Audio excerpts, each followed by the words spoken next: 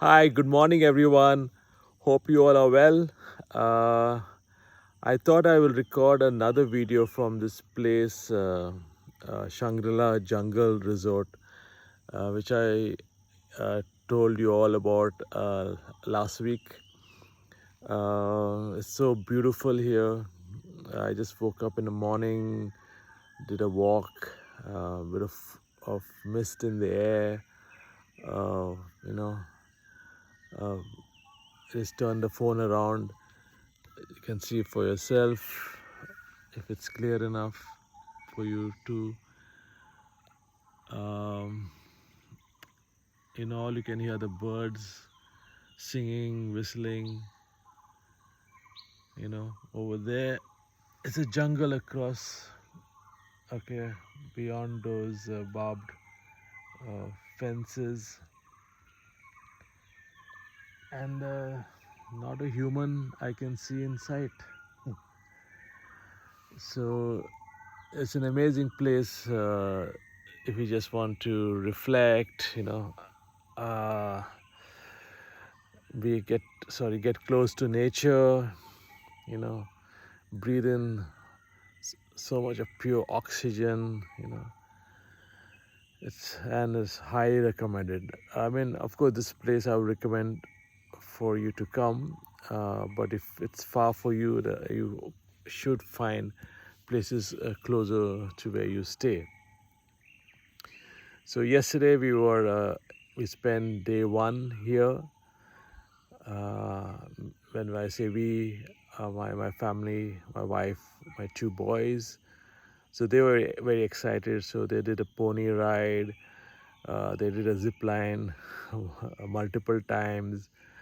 There was a rope bridge walk, right? Boating. We had on the boating in the nearby stream here. So they really enjoy themselves. Um, One thing came to mind, and that's the reason I thought let me share this with you all today. Is about fear. So when I took my son into the boat, there was a boat there. Of course, all four of us went, and he stepped into the boat, and he was, very fearful, and what if the boat will topple over? Although he had a vest, life jacket, say, with him. Very fearful, looking around, and very uncomfortable.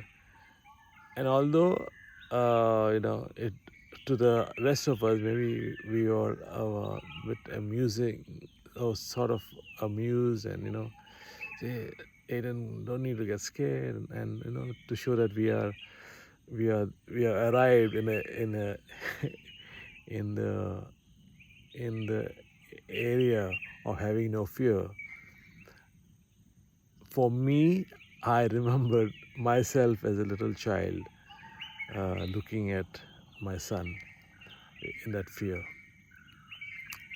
And as we went through the stream, and as I remembered my days and my experience in how to address it, I just was slowly nudging him.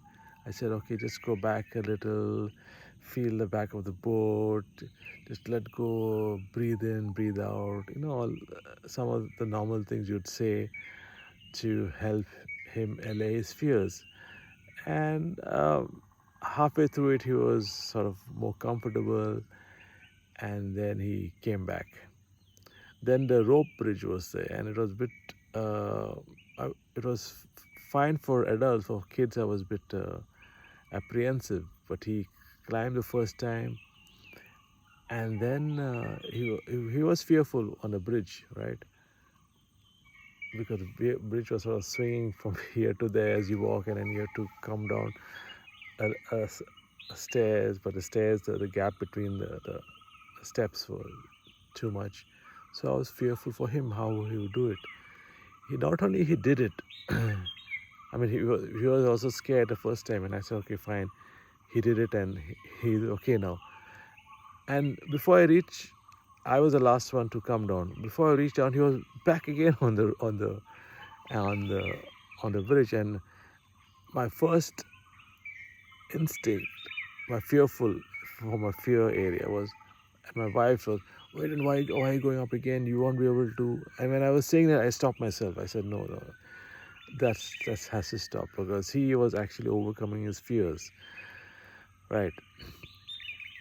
So uh, these two things which I brought about today is to talk about the element of fear from my perspective, right? Uh, Hopefully, it might help some of you out there uh, based on my little experiences that I had to overcome your fears and move faster in life, and actually not only succeed but to enjoy a lot of life. For example, yesterday the boat ride, as he let go of his fears, he started enjoying and more of it, right? So for me, I had a complexity of fears, so many fears, right? Some you would think how silly they are and how stupid they are, but I had them. Now, I won't be able to list a lot of them through this call, but I will list, say, one or two ish here to show you how I somehow overcame them, or either for the moment or a little in the long run. So when I was a kid, right, we used to have these camps, which is in Kuwait. We were in Kuwait at that time. So in the summer holidays were a bit long, so it was like from June, mid of June to August, we had a big summer break. So we had these summer camps, right? They were organized by the local church community.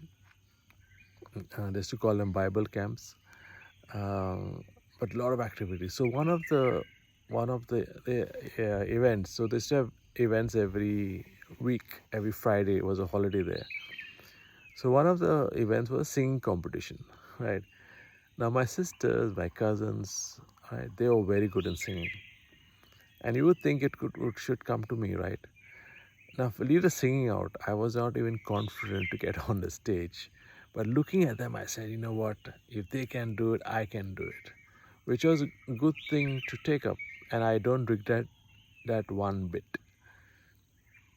However, when I went to sing, and the song was, Hello by Lionel Richie. So even if you speak to my cousins now and my friends who were there at that time, it's something they would all be amused by and bring up the on the song. So I went up there and I memorized the song very well, because one thing I was very good at is memorizing, right? So I knew the song very well, and there was a band there. I think it was called the Stepping Stones, and we went up, and I told them, you know what, this is a song I'm going to sing, and they, like professionals, they started playing that song, and they were playing it, and I started the first word, and I stopped at the first word. Now it looks very amusing now, but for me it was terrifying. I was there on stage, looking at all those people, my friends, my relatives, and I forgot the song. How embarrassing would that be? And when we walked home, everybody was quiet, scared to say anything to me. But that was a bit of a lowest moment I felt personally. Ever since then, that was always on my mind. I gave up opportunities to speak, so many of them, and when I did get or forced to speak, I fumbled and did not do very well at it. But it was always on my mind. And then at some point in life, I figured I needed to do this. And as I was looking for material or inspiration, I came across this technique called NLP, called Neuro Linguistic Programming. So, of course, I can't tell you the entire contents of that book. And there are various books, by the way, so you can pick up uh, a book of your choice. If you need recommendations, please comment to me and I will revert to you on some of them. So, basically, your neurons, or my neurons, are programmed, you know, at a very, very young age, from the time we are born, by the environment. And the positive or negative are fed into these neurons. And as we grow into young adults or adults, these neurons are sort of fixed, like computer programs. They have written, and these neurons influence the way we deal with things, our fears, our confidence, and all that. And it's very difficult to change these neurons, right? But it is possible. Possible, of course, again I repeat, with great difficulty. And many times we try, we succeed, and we switch back to to that state, a fixed state. But it requires a lot of conditioning. So basically, this NLP is a scientific way of reprogramming your neurons, basically. Again, please pick up the book and read it for yourself. So when I read this and I looked at people changing themselves, and I said, if they can do it, why can't I? And I will give you some tips which I picked up either from the book or some other avenues. So basically, if I had to speak, and fast forward many years back, I was asked to give a toast at the wedding of my cousin.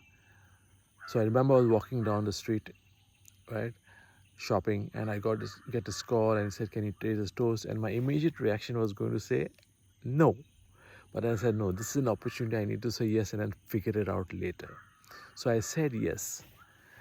And I started to use the techniques that I adopted or learned about. So basically, I started visualizing that I'm already at the event, visualizing I'm speaking in confidence, visualizing the words are coming out easy, visualize people appreciating what I say, just feeling confident. So what I was doing, actually, I was programming myself for that event, right? Going out in the open, alone, speaking out as if there were people there. I did it in a week. It was a week.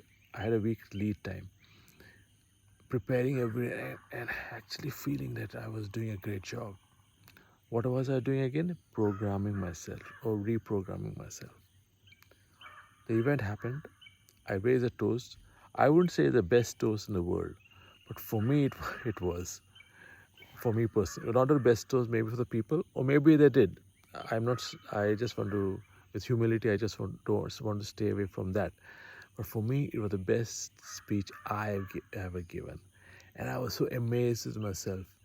After the wedding, as we were walking back, one lady actually came back to me and said, I really love your toast. So, thoughtful, the way you framed it, the way you let it flow. And I said, wow. But she didn't know the background of what I had to do to get there. So this is one thing I attacked. I started to do anything, either my speeches at a wedding toast or in a corporate career, and I'm being mindful of time. I can share with you those details if you ask me separately. But even in corporate events, I did the same thing, and I got a lot of recognition and a lot of appreciation and applause for the way I spoke. Right. So this neuro-linguistic programming is something I would recommend for you to address your fears. Uh, there are so many other things also I'm fearful about even today, and I use these tactics to address it. Now, I always thought if I can address this in a planned way with the event happening, how do I do it? You know, how do I be prepared all the time, right? So, for example, if I'm asked to say a speech now, I don't have all the time to prepare for that, as I explained to you. So how do I be ready for it now? So basically, I need to be prepared 24/7, right? So I need to be optimistic 24/7. I need to be, my mind has to be clear 24/7. I need to be, at the fullest energy 24/7. And that is a way I can be able to do this. And that is what my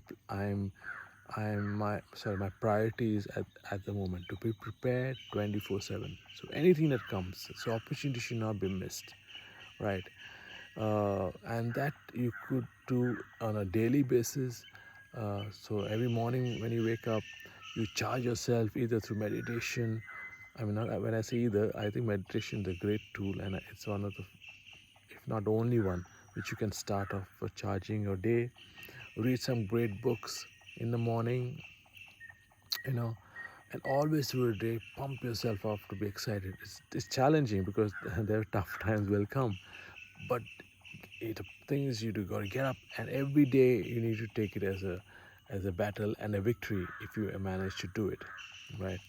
And actually, as I feel more charged, and I feel more happier, and I'm ready for anything, and the fear actually subsides. So even if there's a fear, say it's not speaking, it's something else. My charge system will supersede that. So that requires a lot of neuro linguistic programming, NLP, right? And you know sometimes you need to see people doing it, right, before you do it. I've seen a lot of people doing when I was in my network marketing industry. There was a partner, a senior guy, and he was always charged. He was always excited, and he would deliver some of the best speeches, and he always knew what to say.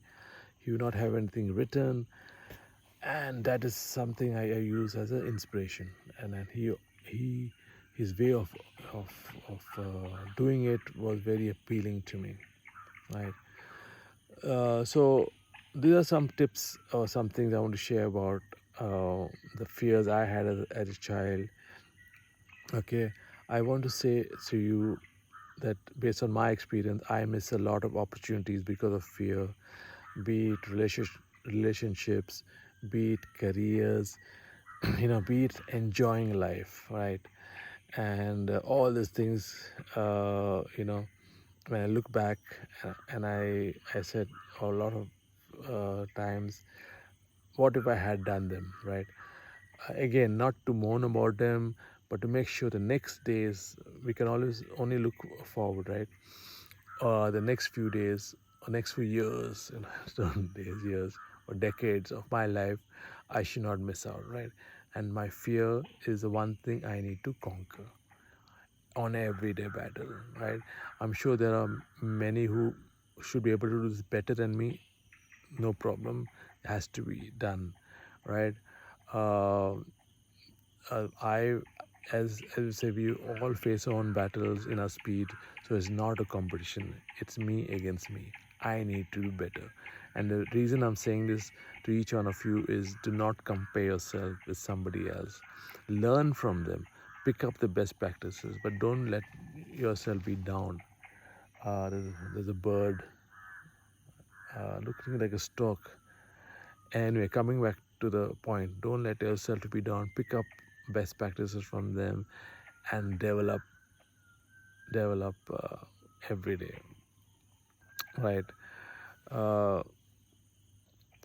so I was just recollected. I was swimming once, and as I was swimming, I was a race actually. I was looking left and right, and obviously what happened was I lost a race. And it was one of my relatives who was he said he learned it because he was a very senior person in a GSCI movement, and he said one thing he learned was just proceed, do your stuff, do your best, don't look left or right, and and as a rate or rate of success, you will actually come much higher, right? So focus on yourself, focus on your fears, right? If there are any tips you like to share on this channel which can overcome them, please do share, right? And for others to know about and to develop. So thank you very much, right, for listening to me. I'm leaving today back to Goa. So I will speak to you in my next video, and all the best. Thank you.